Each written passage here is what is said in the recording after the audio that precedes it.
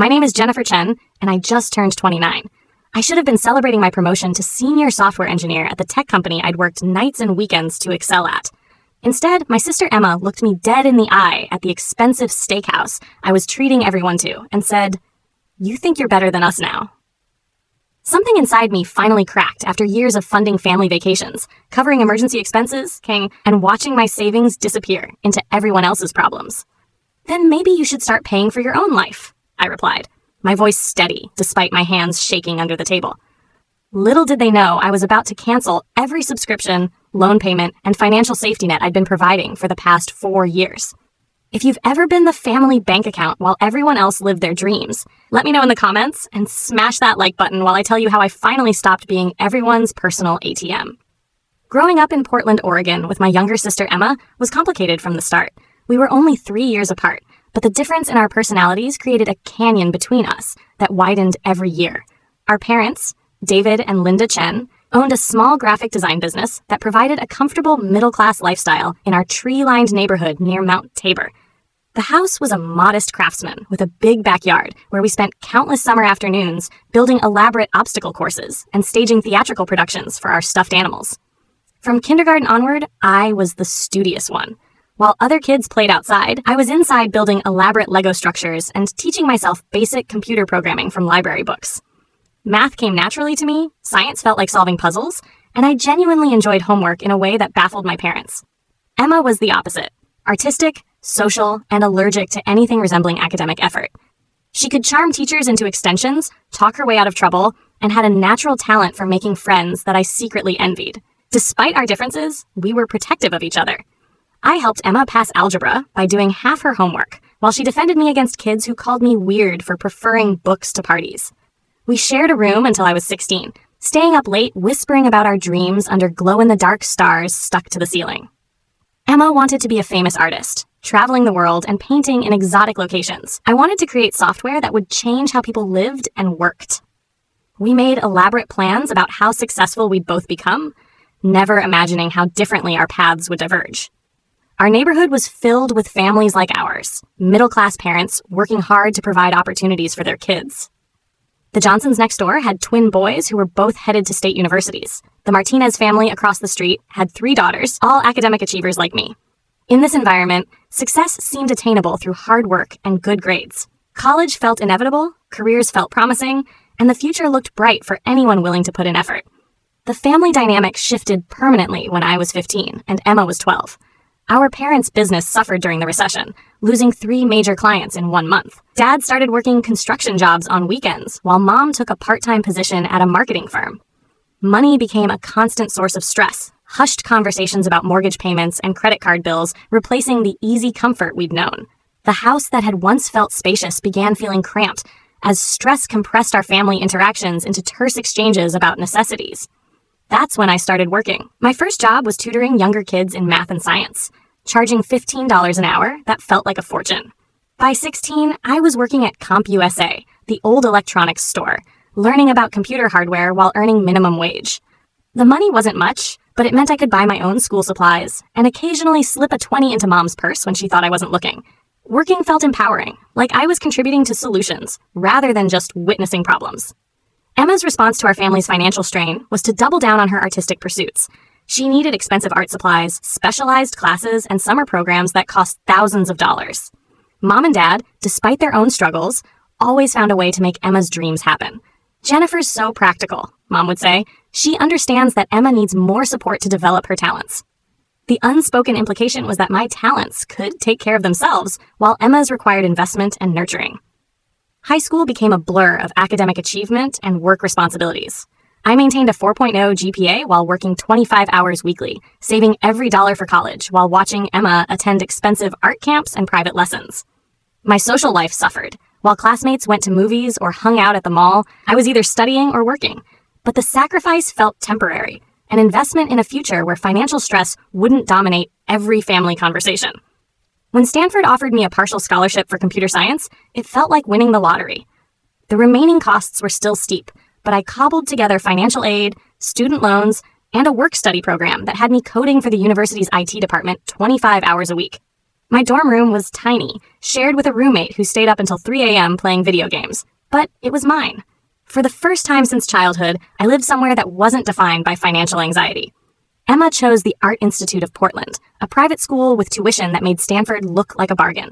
No scholarships, no work-study program, just pure parental sacrifice. When I asked how they were managing the costs, Dad mentioned they'd taken out a second mortgage. "Emma's got real talent," he explained. "Sometimes you have to invest in your children's gifts." The casual assumption that Emma's gifts deserved investment, while mine were expected to be self-supporting, reflected a pattern I was only beginning to understand.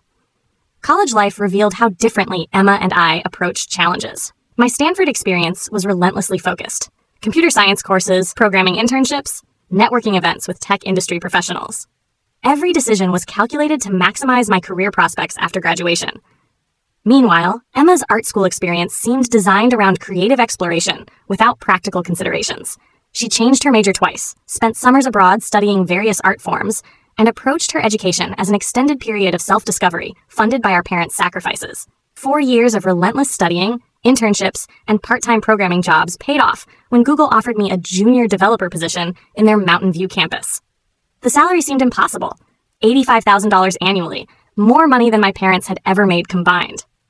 My first apartment in Palo Alto cost $3,200 a month for 500 square feet, but after years of financial stress, having my own space felt like luxury. The apartment was sparse but clean, furnished gradually with pieces I could actually afford, rather than hand-me-downs and thrift store finds. Emma graduated with an art degree and moved back home. Her portfolio was impressive, filled with vibrant paintings and mixed media installations that showed genuine talent. But talent didn't translate to immediate income. The Portland art scene was competitive. Gallery representation required connections she didn't have, and commission work was sporadic at best. She took a part-time job at a trendy coffee shop in the Pearl District, more for the artistic atmosphere than the minimal paycheck. The tech industry in 2018 was booming, and my timing couldn't have been better. Within 6 months at Google, I was contributing to major projects, earning recognition from senior developers, and receiving stock options that actually held value. The work was demanding, but intellectually satisfying in ways I'd dreamed about since teaching myself basic programming as a kid. My colleagues were brilliant, the problems we solved mattered, and the compensation reflected the value we created. The first request for help came 3 months after I started at Google. Emma called, crying about a car accident that wasn't her fault, but left her with a $2,800 repair bill her insurance wouldn't fully cover. She'd been working part-time at the coffee shop, but the money barely covered her student loans and basic expenses. "I just need a bridge loan," she promised. "I'll pay you back as soon as I get established. You know I'm good for it." $20,800 felt manageable with my new salary, and helping my sister seemed like the responsible thing to do. I transferred the money that same day, feeling good about being able to solve her problem so easily. Emma was incredibly grateful, promising to pay me back within 6 months once her art career took off. The gratitude felt genuine, the timeline seemed reasonable, and the amount was small enough that I didn't think much about the implications. 6 months became a year, then 2 years. The repayment never materialized, but the requests for help multiplied. Car insurance when she couldn't make the payment, art supplies for a potential commission, half the deposit on a studio space she was sharing with 2 other artists. Each request came with detailed explanations of why this expense was crucial for her breakthrough, along with promises that success was just around the corner. The amounts were always reasonable individually, $300 here, $500 there, but they added up faster than I initially realized. By year 2 at Google, I'd been promoted to mid-level engineer and was earning 6 figures. My lifestyle remained modest compared to my Silicon Valley colleagues. I drove a used Honda Civic, cooked most meals at home, and my biggest splurge was a premium Netflix subscription. The money I wasn't spending on myself, however, was flowing steadily to my family in Oregon. Emma's needs had expanded beyond emergency repairs to regular monthly support. Emma's coffee shop job barely covered rent in the apartment she shared with 2 roommates, so I started sending $800 monthly to help with basic expenses. "Just until I get gallery representation," became her constant refrain. She'd been submitting work to galleries throughout the Pacific Northwest, attending networking events, and building relationships with other artists, but concrete opportunities remained elusive. The Portland art scene was smaller than she'd expected, and breaking through required patience she didn't have and money she didn't earn. Mom and Dad never directly asked for money, but comments about property taxes, medical bills, and business equipment needs somehow always preceded conversations about how well I was doing financially. Their graphic design business was struggling to compete with larger firms and online services, forcing them to take on smaller projects at lower margins. When their aging printer finally died and required replacement, the conversation about the $3,500 cost somehow became a discussion about how lucky they were to have a successful daughter who understood business investments. The family dynamics became increasingly uncomfortable during visits home. Emma would show me her latest paintings with desperate enthusiasm, explaining how this series was definitely going to be her breakthrough. The work was genuinely good. Her technical skills had improved dramatically since art school, but the business side of art remained a mystery to her. She had no pricing strategy, no marketing plan, and no understanding of how successful artists actually built careers. When I suggested she research the business aspects of art, she got defensive about not wanting to compromise her creative vision with commercial considerations.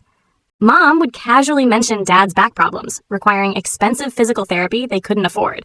The conversations were never direct requests, but the implications were clear. Dad had injured his back on one of his weekend construction jobs, and their business insurance didn't cover all the treatments he needed to remain functional. The medical bills were mounting, and their business couldn't absorb the additional expense while already struggling with reduced client base. These conversations always ended the same way, me opening my laptop to transfer money while everyone thanked me profusely. The gratitude felt genuine, but increasingly hollow, like appreciation for a service rather than recognition of sacrifice. Nobody seemed to consider what the constant financial requests meant for my own financial planning or peace of mind. What bothered me most wasn't the money itself, but the assumptions that came with it. Family dinners always stuck me with the check, regardless of who chose the restaurant or suggested going out. Christmas gifts were expected to be significantly more expensive than anything I received. Emma's presents to me were usually her own artwork, beautiful but representing my money spent on her materials, while I was expected to buy her professional-grade supplies that cost hundreds of dollars. When Emma decided she needed to move from the shared studio to her own space, the conversation wasn't whether she should upgrade, but how much I could contribute toward the higher rent. The new studio was in a trendy part of Portland with better lighting and more foot traffic, potentially increasing her visibility to collectors and gallery owners. The rent was $1,400 monthly compared to $200 for her share of the shared space, but everyone agreed it was a necessary investment in her career. At 27, I accepted a senior engineer position at a promising startup in Seattle called Cloudflow.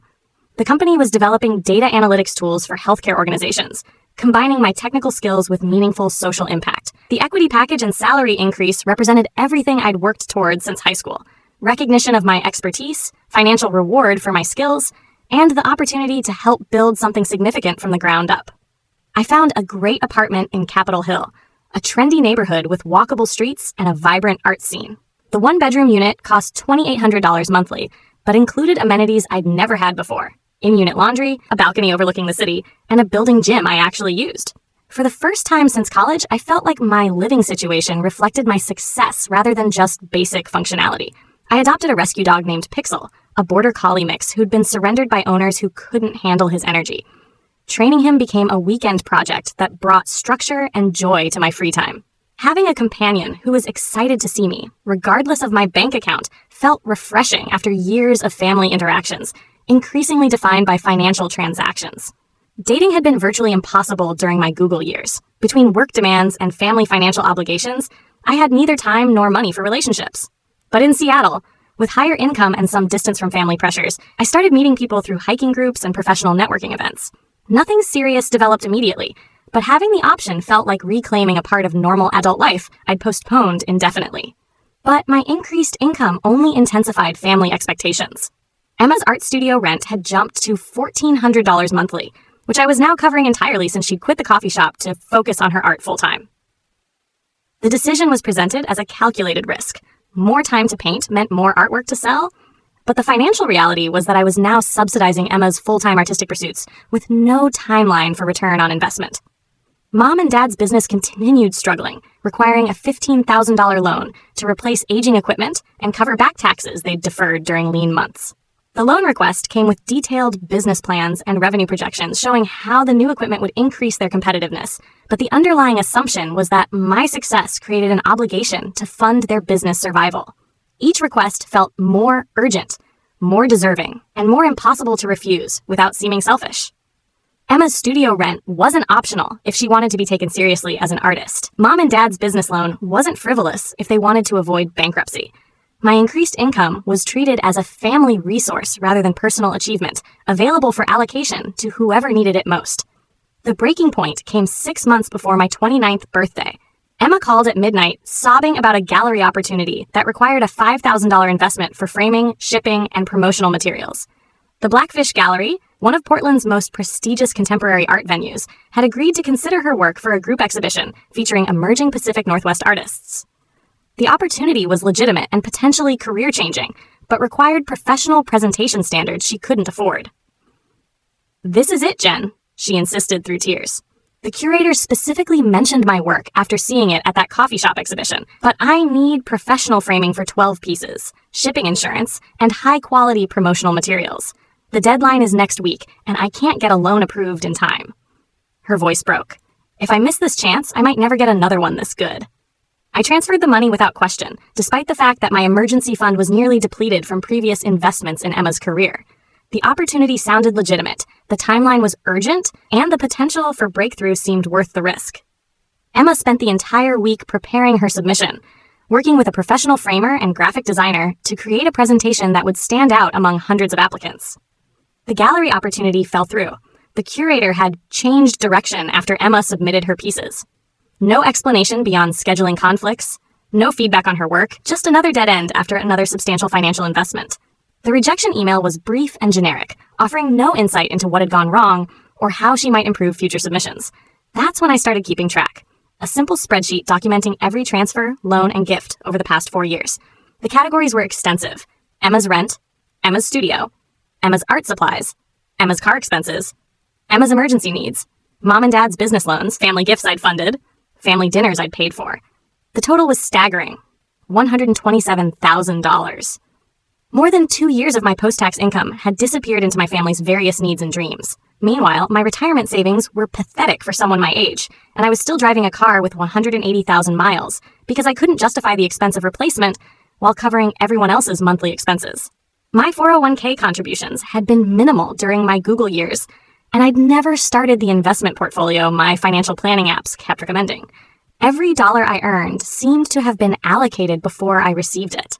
The lifestyle impact was becoming apparent in small ways that embarrassed me professionally. While my Seattle colleagues went out for expensive dinners and weekend trips, I made excuses about being busy or saving money. I attended networking events, but couldn't afford to reciprocate when contacts offered to buy drinks or suggest nice restaurants. My apartment was nice but sparsely furnished because every furniture purchase felt frivolous when Emma needed studio rent.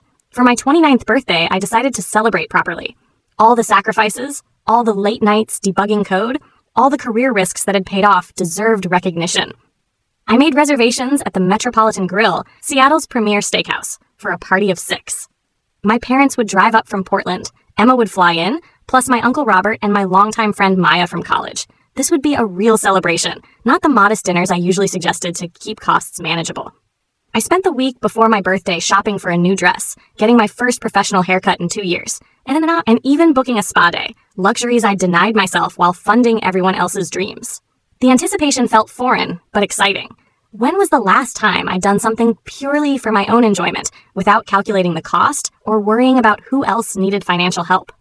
The dress I chose was a deep emerald green that complemented my skin tone, purchased at full price from Nordstrom instead of waiting for sales or searching discount stores. The haircut and color cost $300 at a salon Maya had recommended, transforming my neglected appearance into something that finally matched my professional success. The spa day included a massage and facial that addressed stress I'd been carrying in my shoulders for months. Emma had been particularly excited about my birthday gift, calling multiple times with mysterious hints about something special she'd been working on. After years of receiving her artwork as gifts, beautiful pieces I genuinely loved, but that represented my own money spent on materials, her enthusiasm felt different. Maybe she was finally in a position to reciprocate after all my support, to give me something that came from her earnings rather than my subsidies. 3 days before the dinner, Emma called with familiar panic in her voice. Her studio landlord was demanding 2 months back rent immediately or starting eviction proceedings. She'd been using the money I sent for rent to purchase supplies for a new series she was certain would launch her career. The paintings were her best work yet, she insisted, but the materials had been expensive. specialty paints that cost $200 per tube, custom canvases, professional lighting equipment for photography. "I know the timing is terrible with your birthday," she said, "but could you cover the $2,800? I promise this is the last time. Once I finish this series and get it into galleries, I'll be able to handle everything myself. This is my breakthrough work, Jen. I can feel it." The desperation in her voice was genuine, the artistic vision compelling, but the timing felt like a deliberate manipulation. I transferred the money, but something had shifted inside me. This was the dozenth last time I'd heard, and my birthday celebration was now being overshadowed by another financial crisis I hadn't created but was expected to solve. The pattern was so established that no one, including Emma, seemed to recognize the irony of asking me to fund her rent problems while preparing to celebrate at an expensive restaurant I was also paying for. The morning of my birthday, Dad called to congratulate me, then mentioned that their business van had broken down and repairs would cost $4,500. The vehicle was essential for client meetings and equipment transport, and they couldn't afford to replace it outright. Not a direct request, just information shared with someone who'd become the family's financial problem solver. I made non-committal sounds and changed the subject, but the expectation hung in the air like smoke. Mom called an hour later with updates about Emma's latest art series and how proud they were of her dedication to her craft. The conversation lasted 30 minutes, entirely focused on Emma's artistic vision, her progress on the new paintings, and the potential for gallery representation once the series was complete. No mention of my promotion, the startup's recent funding success, or the fact that my work was being featured in a tech industry publication next month. My achievements were simply background context for discussing Emma's needs and potential. I arrived at the Metropolitan Grill 30 minutes early, wanting everything to be perfect. The private dining room I'd reserved overlooked Elliott Bay, with floor-to-ceiling windows framing the Seattle skyline. The table settings were elegant, exactly what I'd envisioned for marking this milestone birthday and career achievement. The sommelier had selected wines to pair with our meal, and I'd pre-ordered a custom cake from the restaurant's pastry chef. Mom and Dad arrived first, air-kissing me while admiring the restaurant's upscale atmosphere. Dad immediately commented on the prices, joking about ordering the cheapest item to be considerate. Mom assured him not to worry, since Jennifer's doing so well, she can afford to treat us properly. The comment stung more than it should have, reducing my success to my ability to pay for everyone else's comfort rather than celebrating my professional achievements. Emma arrived 20 minutes late with Uncle Robert, full of apologies about traffic while sporting a new designer jacket I didn't recognize. The jacket was beautiful, soft leather in a rich burgundy that complemented her dark hair. When I complimented it, she beamed. "Early birthday present to myself," she explained. "I found it at Nordstrom Rack, but still had to put it on my credit card. But it was 60% off, so practically a steal." The casual admission of debt spending while owing me thousands felt like a slap, especially given her rent crisis 3 days earlier. Maya, my college friend who knew nothing about my family's financial dynamics, arrived precisely on time and immediately commented on the restaurant choice. "This is amazing, Jen. You've really made it."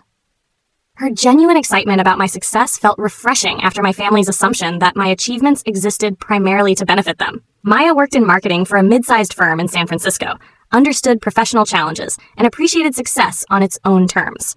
During appetizers, Emma dominated conversation with stories about her latest art series. She'd been experimenting with mixed media installations that required expensive materials and specialized equipment. The project was going to be incredible, she insisted, definitely her breakthrough work. She described her artistic process in detail, layering techniques, color theory, the emotional journey each piece represented. Mom and Dad hung on every word, asking detailed questions about her vision and technique. When Maya asked about my recent promotion and the startup's acquisition talks, the response was polite but brief.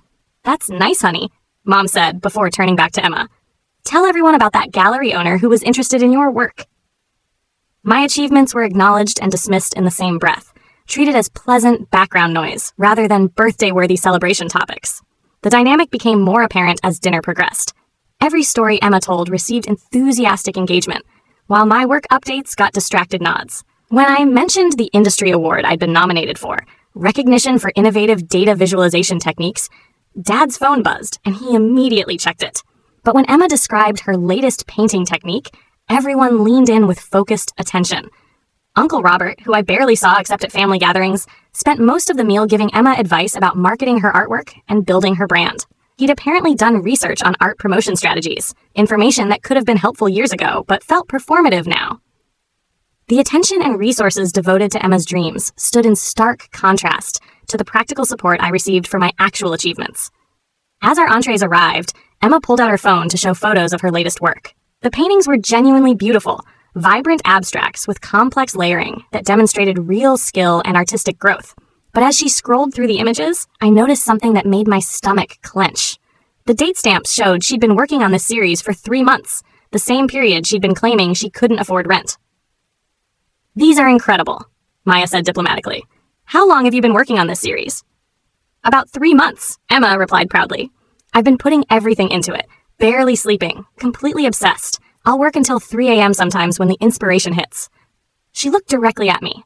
Thanks to Jen's support, I could focus entirely on the work without worrying about stupid stuff like bills and day jobs. The casual acknowledgement that my money had funded her ability to ignore financial responsibilities while I worried about covering her expenses felt like a punch to the chest. My support hadn't been enabling her art. It had been enabling her to avoid adult responsibilities while pursuing her passion without consequences. The 3 months of rent money had apparently been redirected to art supplies, while I unknowingly subsidized her ability to work until 3 a.m. instead of getting a job. Mom beamed at Emma's dedication. "That's what true artists do," she said approvingly. "They have to prioritize their craft above everything else. Regular jobs just drain creative energy." Then, turning to me with a smile that felt condescending, "It's wonderful that you're in a position to support Emma's talent. Not everyone has a sister who can provide that kind of freedom."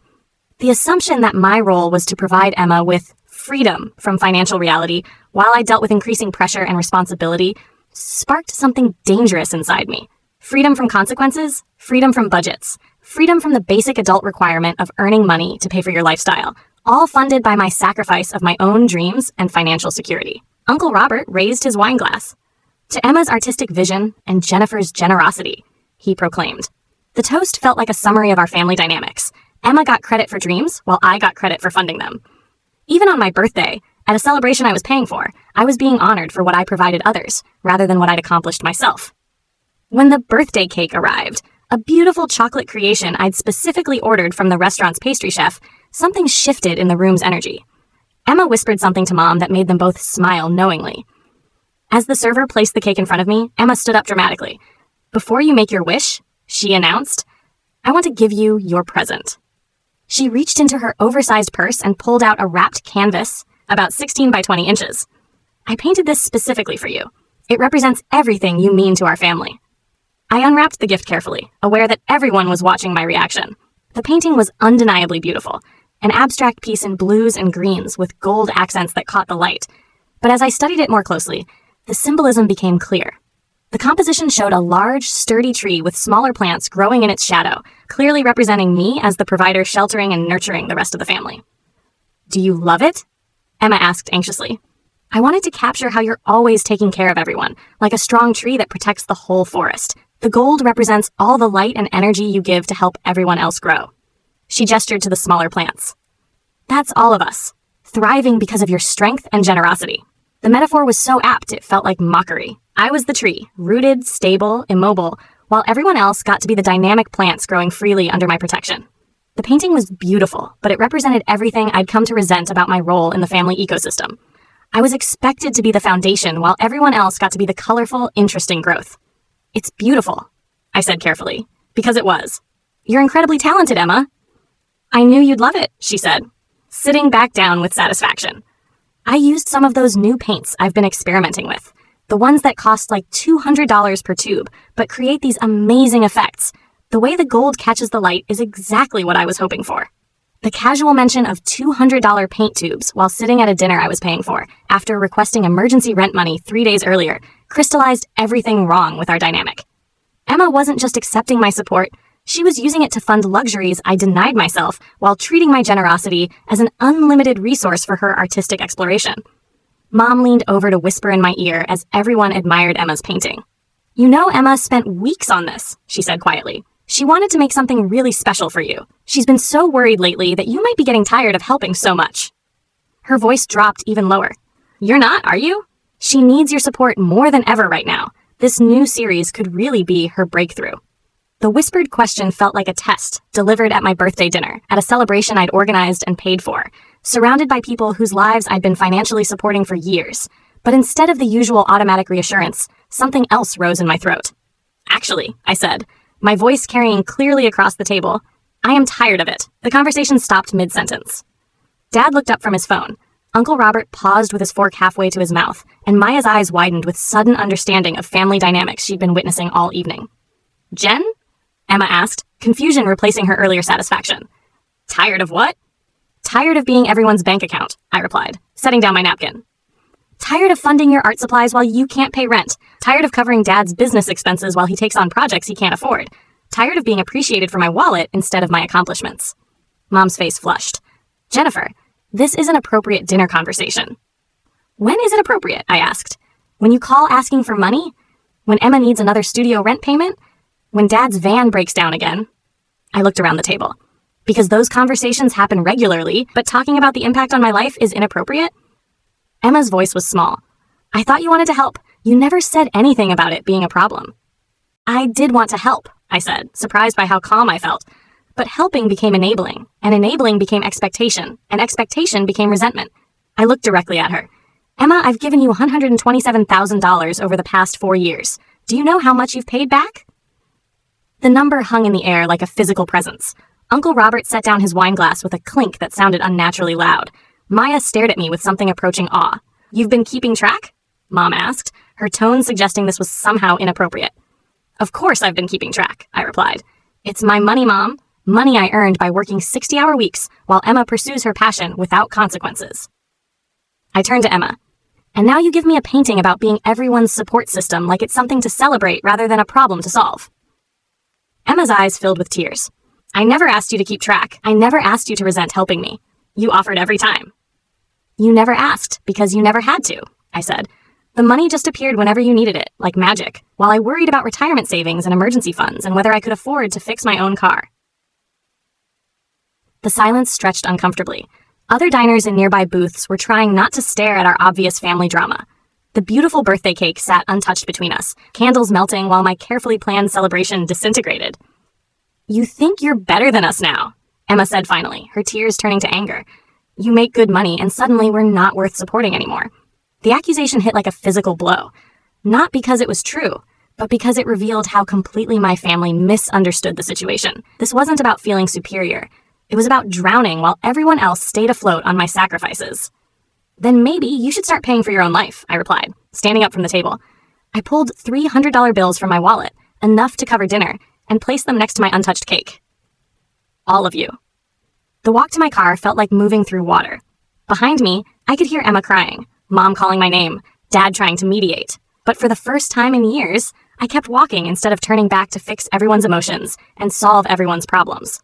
At home, Pixel greeted me with unconditional enthusiasm that nearly broke me. I sat on my kitchen floor in my expensive birthday dress, hugging my dog while processing what had just happened. The painting Emma had given me leaned against the wall where I'd left it, beautiful and devastating in its accurate portrayal of my family role. The next morning brought the predictable flood of messages. Emma's texts evolved from hurt confusion to angry accusations to desperate apologies. Mom's voicemails alternated between guilt trips and demands for explanations. Dad sent pragmatic messages about family unity and working things out. Uncle Robert, surprisingly, texted simple support. About time someone said it. But the most revealing message came from Maya, who'd witnessed the entire confrontation. I had no idea you'd been supporting everyone financially. No wonder you never seemed excited about your success. You were too busy funding everyone else's dreams. Proud of you for finally standing up for yourself. That Monday, I made several phone calls that fundamentally changed my relationship with money and family. First, I canceled Emma's automatic rent transfer that had been running for 18 months. The bank representative asked if I was sure. Was this a mistake? No mistake, I confirmed. The recurring payment was intentional and now intentionally ended. Next came the harder conversation with my financial advisor about the damage I'd done to my own long-term security. The retirement contributions I'd skipped to fund Emma's studio. The emergency fund depleted by family loans. The investment opportunities missed while paying for everyone else's immediate needs. The numbers were sobering, but not catastrophic.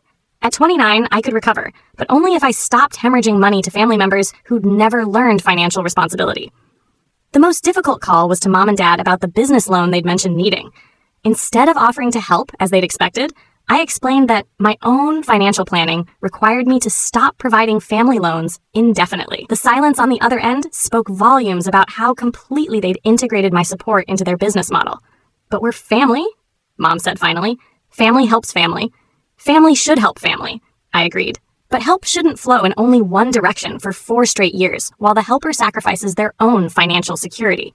Over the next month, I systematically untangled every financial connection to my family. The process was more complex than I'd anticipated. Emma was an authorized user on one of my credit cards. I was listed as a backup on her studio lease. And my bank account was connected to various automatic payments for family expenses I'd forgotten about.